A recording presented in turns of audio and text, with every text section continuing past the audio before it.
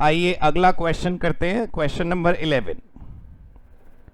Ashok enterprises sells mineral water bottle with MRP ₹20 per bottle. इस question में MRP given है, तो इसमें वैसे तो टैक्स जुड़े होंगे, अलग से टैक्स नहीं निकालना चाहिए, लेकिन इस क्वेश्चन के अंदर टैक्स अलग से जोड़ा गया है।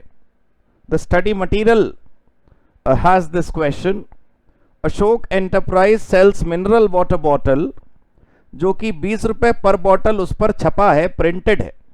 However customers availing discount of ₹4 पर बॉटल, तो फिर ₹20 में से ₹4 माइनस कर दिए, ₹16 की एक बोतल बनकर आपकी तैयार हो गई।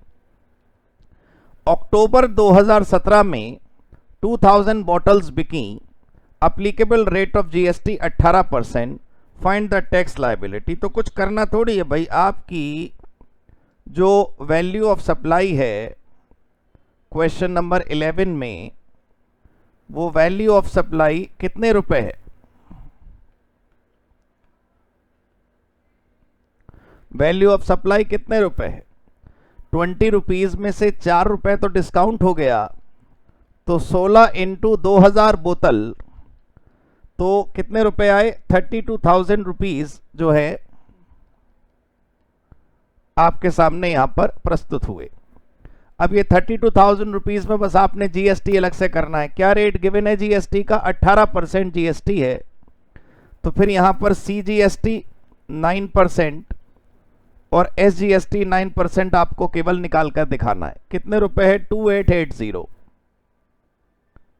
2880 आपका जीएसटी आया, और टोटल वैल्यू आई 37,760। ये आपकी इनवॉइस प्राइस आ गया, इनवॉइस वैल्यू। बस मेरा कहना यह है दोस्तों कि इस क्वेश्चन में और इसके आंसर में हल्का सा मिसमैच मुझे ये लगता है कि ये जो एमआरपी वर्ड है, ये ₹20 पर बॉटल है, तो इसमें सारे टैक्सेस जुड़े हैं। ₹4 हटाने से जीएसटी अलग से नहीं जोड़ना चाहिए, लेकिन हर जगह ट्रीटमेंट ऐसा ही है, स्कैनर्स में भी यही है, तो आप ऐसे ही करिए, कोई बात नहीं। थोड़ा सा एक पैटर्न ऑफ अजम्पशन होता है दोस्तों। अगर आप कोई डिफरेंट अजम्पशन लेंगे कि टैक्स इसमें जुड़ा हुआ है, तो फिर जीएसटी नहीं निकालेंगे, ठीक है ना। चलो अब क्वेश्चन नंबर 12 देखते हैं।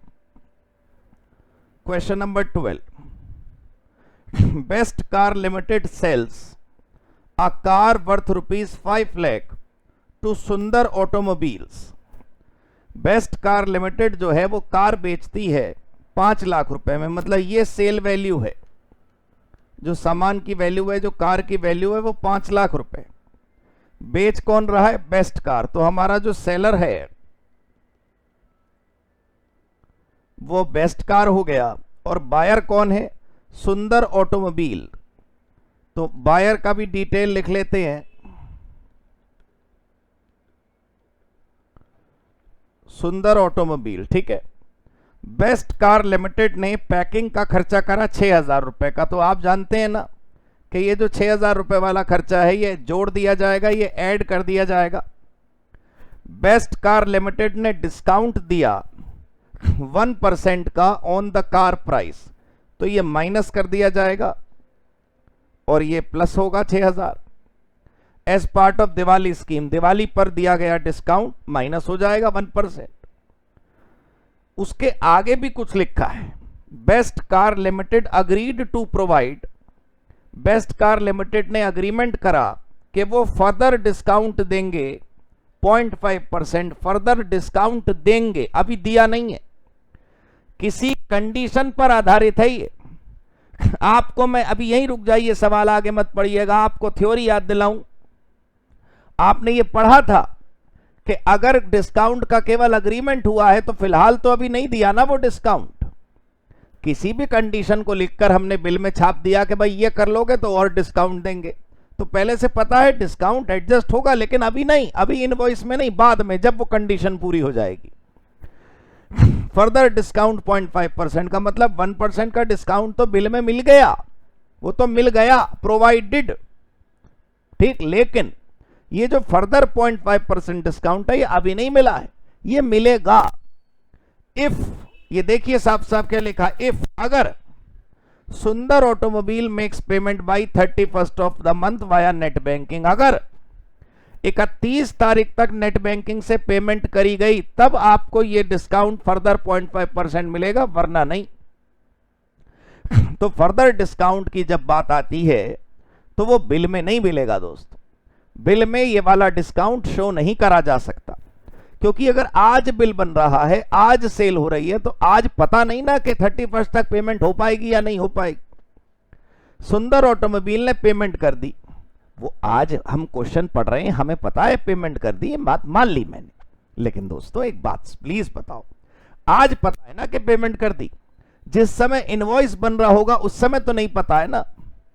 Find the net GST liability in the hands of best car limited, applicable rate of GST 18%। मैं पूरी कैलकुलेशन करके आपको समझाता हूं। देखिए ये क्वेश्चन नंबर कौन सा है, क्वेश्चन नंबर 12। बहुत ध्यान से देखिएगा, वैल्यू ऑफ कार कितनी है, वैल्यू ऑफ कार, कार कितने की थी, 5 लाख की।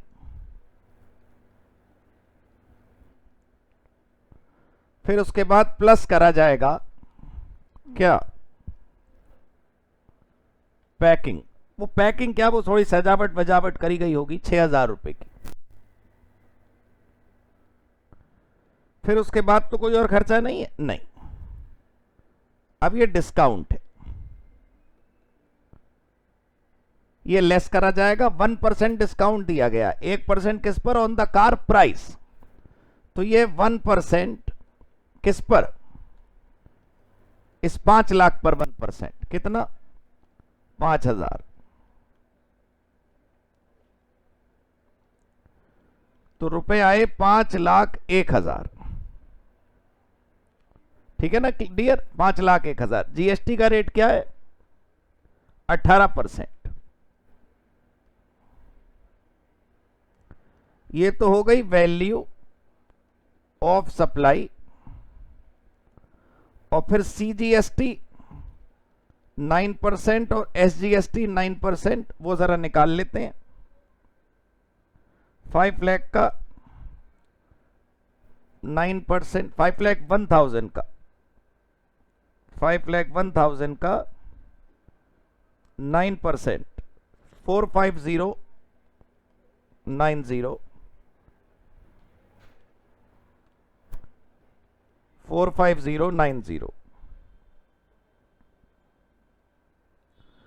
और ये 5,01,000 सब जोड़ दें तो 591,180।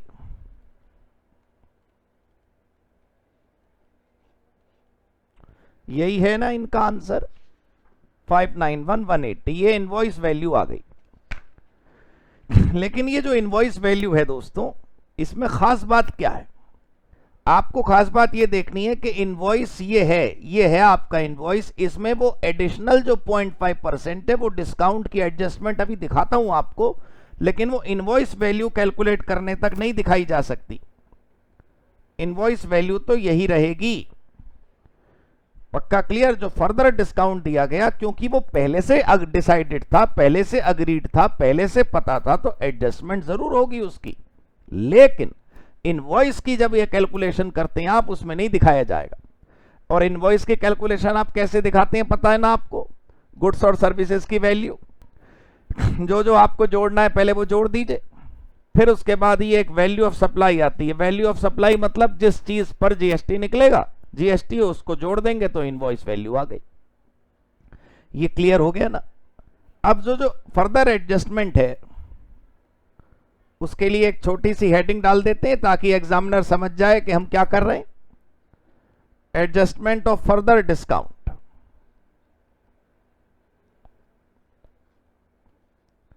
Adjustment of further discount, further discount कितना है, 0.5%।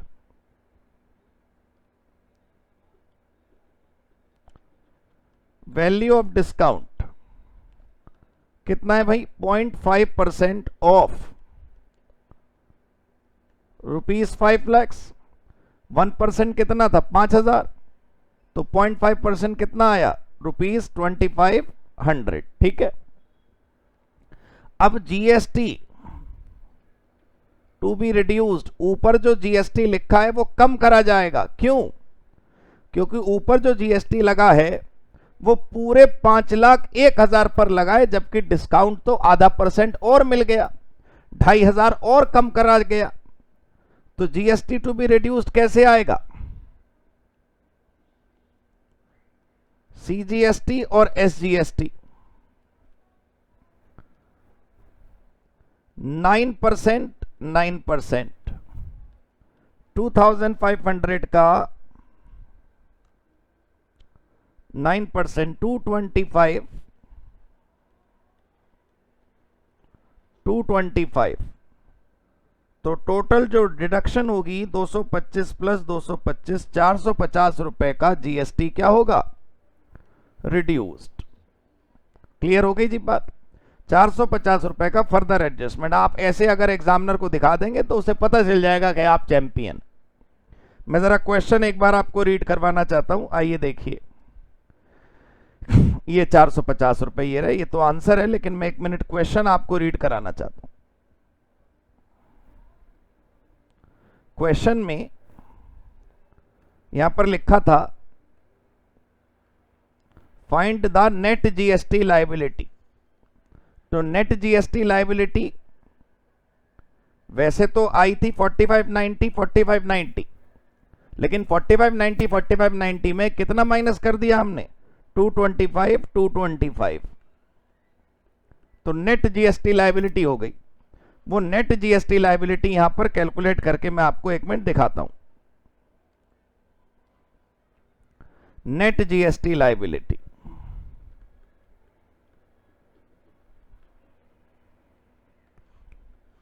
नेट जीएसटी लायबिलिटी, भाई GST liability as per original invoice कितनी थी बताइए? सी वाला और एस वाला 4590, 4590। अब उसके बाद लेस एडजस्टमेंट ऑफ डिस्काउंट, तो कितना माइनस करना है? 225, 225, क्योंकि ये तो हमें सरकार को पे करने की जरूरत नहीं है, पे कर चुके हैं, तो फिर आगे एडजस्ट कर लेंगे। तो बस 4590 माइनस 225, 44,865।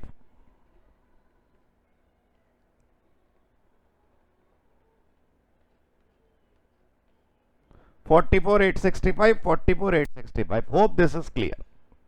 ये नेट जीएसटी लायबिलिटी है, क्योंकि थी तो 4590, लेकिन 225 एडजस्ट हो जाएंगे, हम 225 सरकार को कम जमा करेंगे। क्लियर हो गई बात? मुझे उम्मीद है ये आपको क्लियर हो गया होगा। भाई अगर आपने नहीं लिखा हो तो नोट वगैरह कर लीजिए। क्वेश्चन नंबर 12 यहां से शुरू हुआ, फिर हमने ये फर्दर डिस्काउंट की एडजस्टमेंट करी, और फिर नेट जीएसटी लायबिलिटी। अब क्वेश्चन नंबर 13 पढ़ते हैं। हाँ जी, yes. However due to, however का मतलब जानते हैं आप कि ये क्वेश्चन पिछले क्वेश्चन के कंटिन्यूएशन में ही चल रहा है। Due to a severe cash crunch, best car limited, मतलब जो हमारा सेलर था पिछले क्वेश्चन का, रिक्वेस्ट करता है सुंदर ऑटोमोबाइल, सुंदर ऑटोमोबाइल जो कि हमारा कौन था? बायर। कैश अवेलेबिलिटी कम होने की वजह से जो हमारा सेलर है वो मजबूर हो रहा है बायर को एक्स्ट्रा डिस्काउंट देने को लेकर। शायद बायर ने अब तक पेमेंट नहीं करी होगी। Due to severe cash crunch, अगर बेस्ट कार लिमिटेड रिक्वेस्ट करे सुंदर को to make the payment within 2 days, वो कह रहा है जी अगले 2 दिन में ही पेमेंट कर दो, तो मैं 2% आपको और डिस्काउंट दूंगा। ये बात इनवॉइस बनाते समय क्लियर नहीं थी, ये बात बाद में पता चली। ये मैंने आपको थ्योरी में भी लिखवाया था कि ये तो रिकवरी का एक तरीका है कि भाई चल 2% माफ कर देते हैं, तेरे ऊपर ला, बाकी पैसे तो दे। सुंदर ऑटोमोबाइल ने पेमेंट कर दी 2 दिन में, तो क्या ये डिस्काउंट भी एडजस्ट होगा? जैसे अभी आपने एडजस्टमेंट करके दिखाई, 45,090 में से जो 225 आपने माइनस करे, 4590 में से जो 225 आपने माइनस करके दिखाया, क्या यहां पर भी ऐसा होगा? नहीं, क्योंकि ये जो डिस्काउंट है दोस्तों वो है पोस्ट सप्लाई डिस्काउंट। मतलब सप्लाई करते समय, सेल करते समय, इनवॉइस बनाते समय इसका कोई नाम निशान नहीं था, it did not exist at that time, तो फिर इसको एडजस्ट नहीं करा जा सकता, right? It could not be claimed as deduction. Clear हो गई ना बात? चलिए 14th क्वेश्चन। 14वें क्वेश्चन में दोस्तों जो पॉइंट है, 14th क्वेश्चन में भी दो अजम्पशन ली जा सकती है, मैं आपको बताऊं।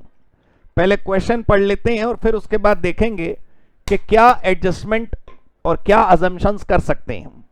मेरा कहने का मतलब है कि 14th क्वेश्चन के 2 आंसर हो सकते हैं, लेकिन आप चाहें तो बस वही स्टैंड ले लीजिए जो मैंने यहां पर लिखा हुआ आपको दिया है। नाम्बियार एंड कंपनी एक ऑडिट फर्म है based in Cochin. Okay, Cochin में नाम्बियार एंड कंपनी नाम से ऑडिटर्स हैं। Undertake an audit assignment of his client. Okay, based in Chennai. तो सबसे पहली बात तो बता दूं कि ये सेलर हो गया अपनी सर्विसेज का। नाम्बियार एंड कंपनी सेलर हो गई क्योंकि वो सर्विस बेच रही है, ऑडिट सर्विस, और उसका क्लाइंट बायर हो गया, रिसीवर हो गया, किसका? सर्विसेज का। नाम्बियार एंड कंपनी कोचीन में है, मतलब केरला में, और बायर चेन्नई में है, मतलब तमिलनाडु में। कॉन्ट्रैक्ट में लिखा है कि ऑडिट फीस 5 लाख रुपए होगी और उसके साथ साथ टैक्सी भी अरेंज करके देगा क्लाइंट, जिसकी वैल्यू 15,000 रुपए। अब टैक्सी के पैसे किसने दिए ये बड़ा मैटर करता है। मान लो ऑडिटर ने अपनी जेब से शुरू में पैसे दे दिए और बाद में केवल रीइंबर्समेंट लिया, तो वो तो रीइंबर्समेंट है, उसमें कोई सेल की वैल्यू में वो ऐड नहीं होगा। लेकिन अगर वो टैक्सी नाम्बियार एंड कंपनी ने दी, वो गाड़ी नाम्बियार एंड कंपनी ने दी, तो मतलब हमने 5 लाख रुपए तो समझो कि बैंक में दिए, और एक टैक्सी का सर्विस भी दिया हमने अपने इसको ऑडिटर को, टैक्सी जैसी फैसिलिटी दी हमने ऑडिटर को, और 15,000 रुपए उसकी वैल्यू है। तो यूं समझ लीजिए कि 5 लाख रुपए तो हमने बैंक के माध्यम से दिए और 15,000 रुपए हमने काइंड में दिए, बैंक या कैश कह लीजिए आप। तो जीएसटी दोनों पर जुड़ेगा, 5 लाख पर भी और 15,000 रुपए पर भी।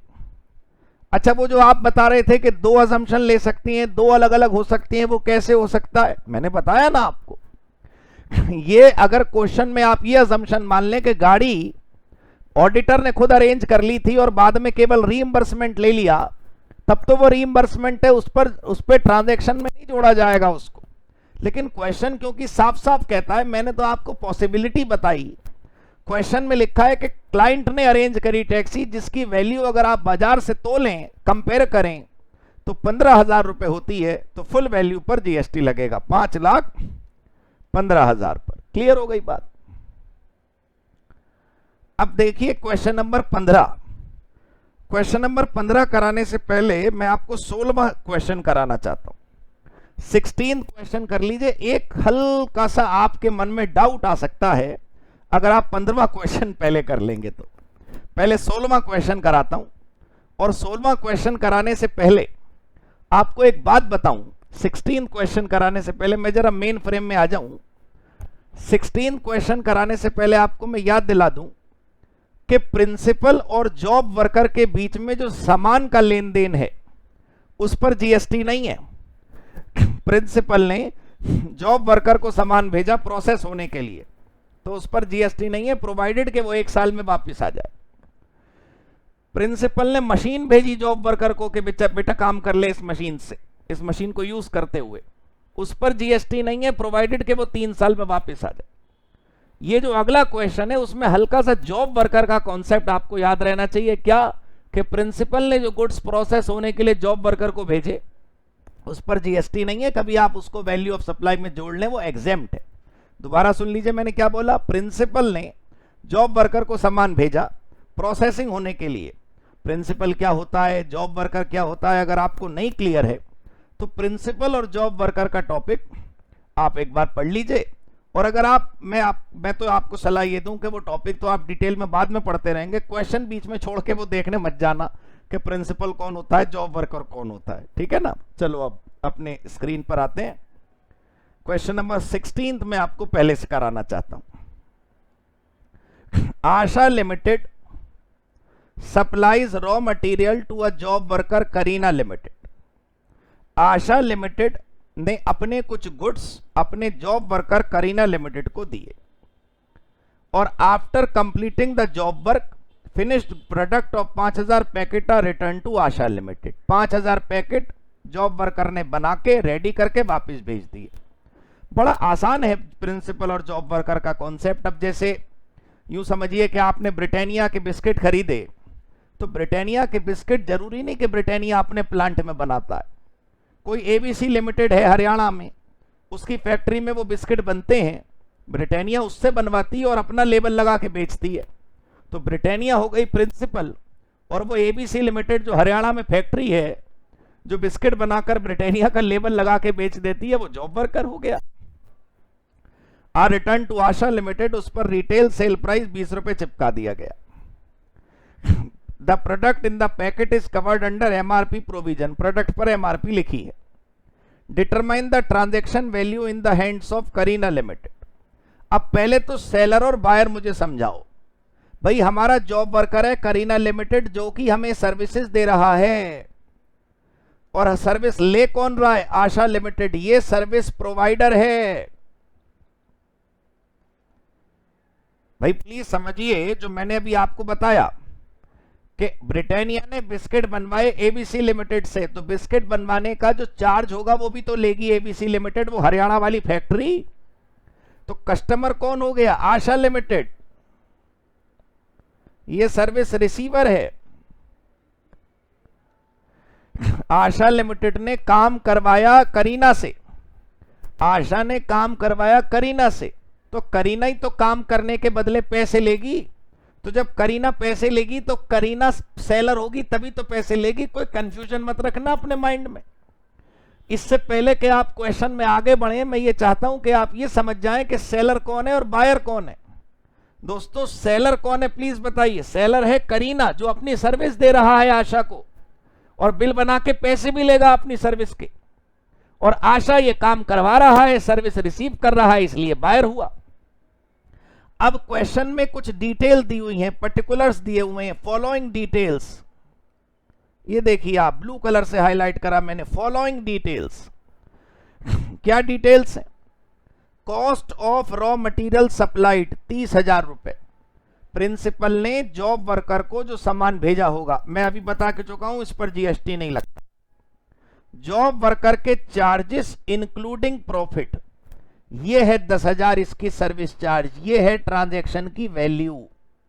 टीवी मतलब टेलीविजन नहीं, टीवी मतलब ट्रांजैक्शन वैल्यू। मैं अभी कैलकुलेट करके आपको दिखाता हूं, आप पहले बात तो समझो, क्वेश्चन को समझो पहले पूरा।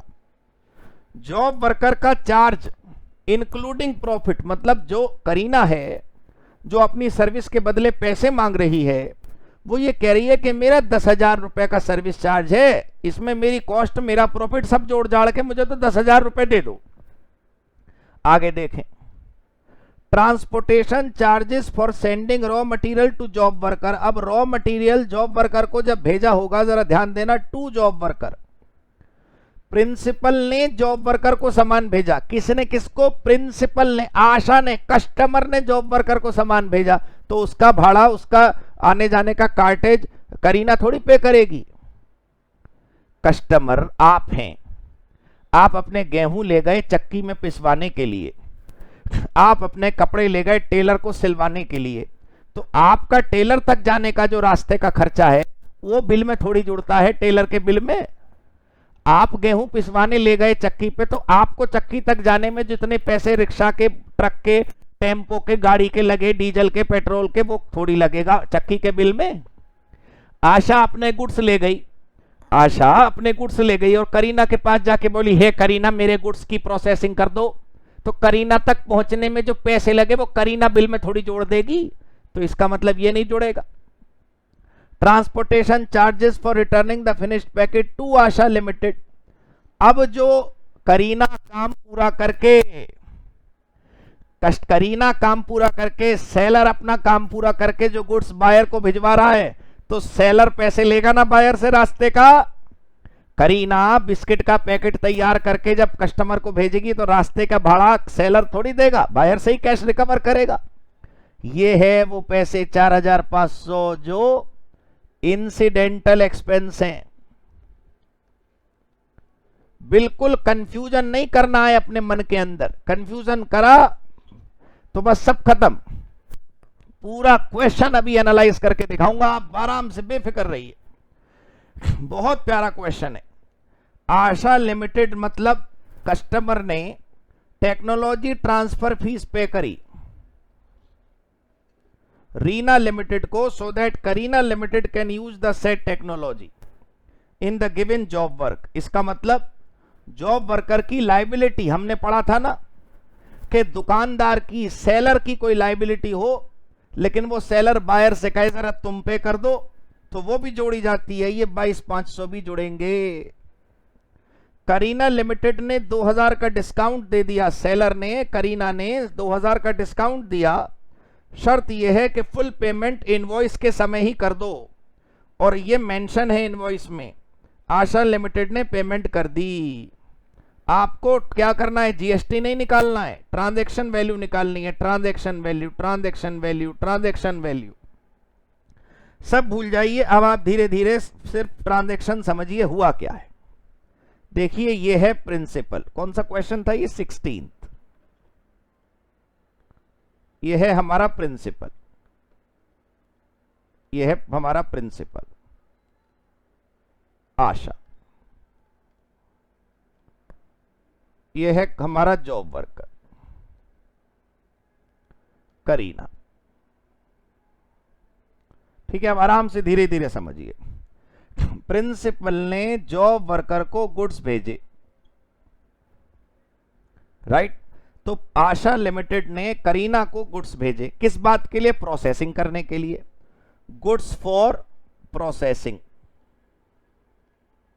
है ना?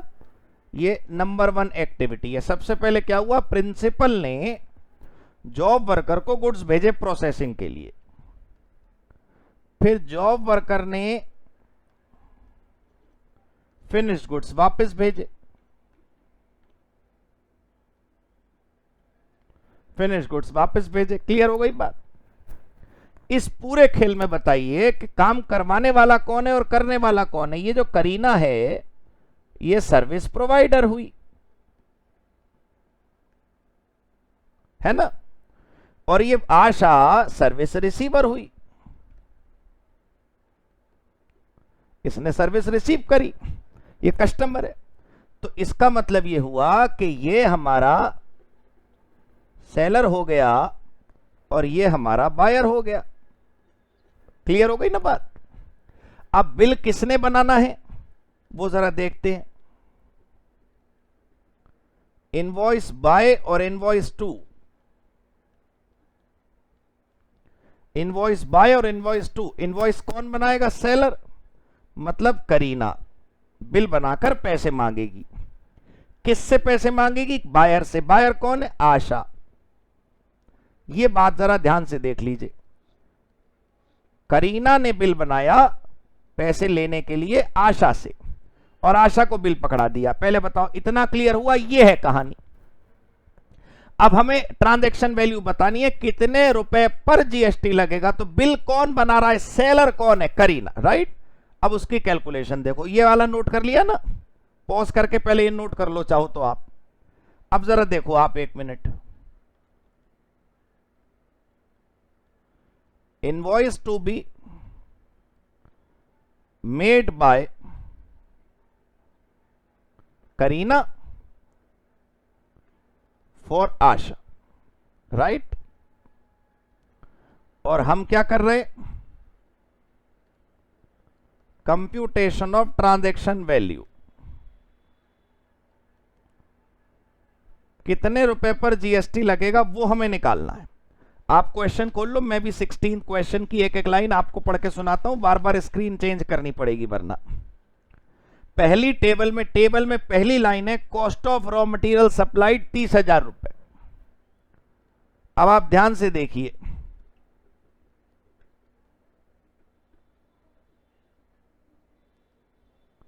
अगर आपको प्रिंसिपल और जॉब वर्कर का डिटेल नहीं भी पता, तब भी सोचिए कि आशा कितने रुपए का, 30,000 रुपए का सामान लेके करीना के पास गया कि बेटा जरा ये सामान पर पैकिंग कर दे, पॉलिश कर दे, गेहूं पीस दे, वॉट एवर, कपड़ा सिल दे। आशा अपना गुड्स लेकर करीना पे गया कि बेटा इसको क्या कर दे, प्रोसेस कर दे। तो गुड्स की वैल्यू करीना के बिल में क्यों जुड़ेगी? करीना जो बिल बनाएगी वो तो अपनी सर्विस का बिल बनाएगी ना। अरे आप 5 लाख रुपए का गेहूं खरीद कर किसी चक्की पे जाके पिसवाओगे तो चक्की वाला 5 लाख अपने बिल में थोड़ी जोड़ लेगा, वो तो अपनी पिसाई के पैसे लेगा ना खाली। तो इसलिए ये 30,000 रुपए यहां पर नहीं जुड़ेंगे दोस्तों, ठीक है, याद रखो। दूसरा लिखा है जॉब वर्कर के चार्जेस इंक्लूडिंग प्रॉफिट, ये है वो वैल्यू जो बिल में दिखेगी। भाई वो आटा पीसने वाला, वो कपड़ा सिलने वाला, गुड्स की वो प्रोसेसिंग करने वाला जो जॉब वर्कर है, जो अपनी सर्विस का पैसा मांग रहा है यहां बिल बनाकर, वो आदमी अपने चार्ज का ही तो जीएसटी लगेगा, अपना ही चार्ज तो बिल में लगाकर मांगेगा। ये चीज ठीक है।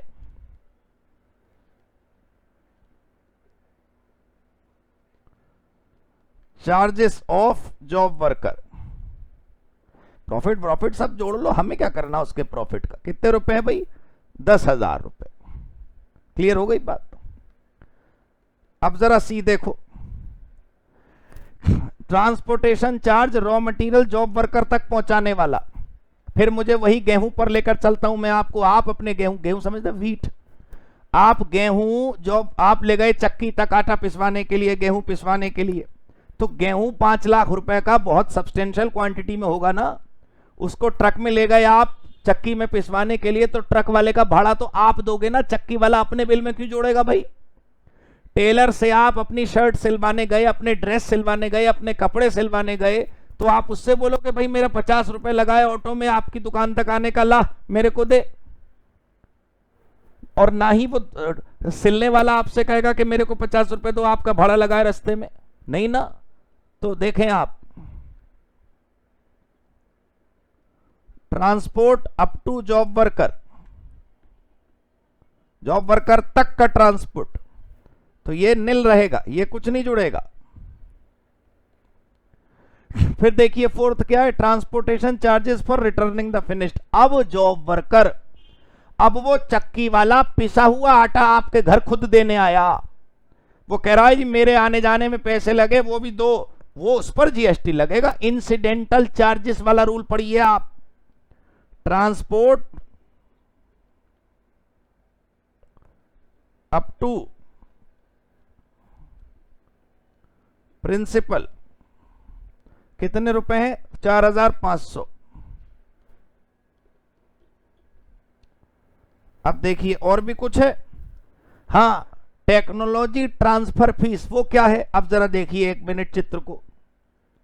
कोई रीना लिमिटेड है दोस्तों, स्क्रीन पर ध्यान से देखें, राइट हैंड कॉर्नर पर टॉप पर,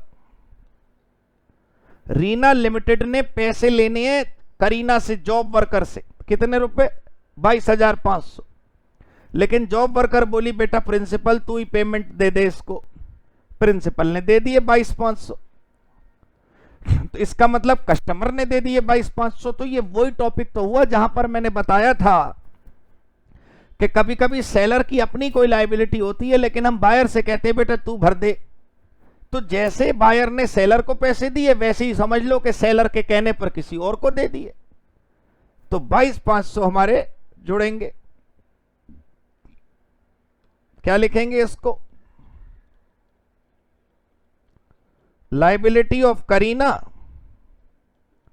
paid by Asha,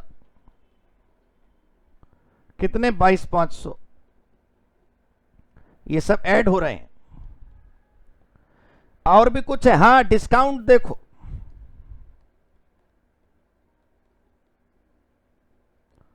discount allowed 2,000 रुपए। अब जो वैल्यू आएगी बस वो ही ट्रांजैक्शन वैल्यू है। ट्रांजैक्शन वैल्यू की जगह आप वैल्यू ऑफ सप्लाई लिखें, अच्छा लगता है, थोड़ा लगता है कि सॉल्यूशन फाइनल आ गया। ट्रांजैक्शन वैल्यू लिखकर लगता है कि अभी और प्लस माइनस होगा। हाँ जी, तो ये कितना टोटल आया जरा देखो भाई, 10,000 प्लस 4,500 प्लस 22,500, टोटल सब जरूर करें। आंसर आपके साथ आपके पास लिखा है, मेरे पास भी लिखा है, लेकिन अपना भाई अपना कैलकुलेशन खुद करें। 37,000 माइनस 2,000, हाँ मैच हो गया भाई 35,000। इतने रुपए पर जीएसटी लगेगा। पहले इसे नोट कर लीजिए आप, वीडियो को पॉज करके या साथ साथ कर लिया हो तो बहुत अच्छी बात। अब मैं आपको सीक्रेट बताता हूं, वो राज खोलता हूं कि मैंने क्वेश्चन नंबर 15 पहले क्यों नहीं कराया। दोस्तों ये लाइन है ना, क्वेश्चन की लाइन दिखाता हूं मैं आपको।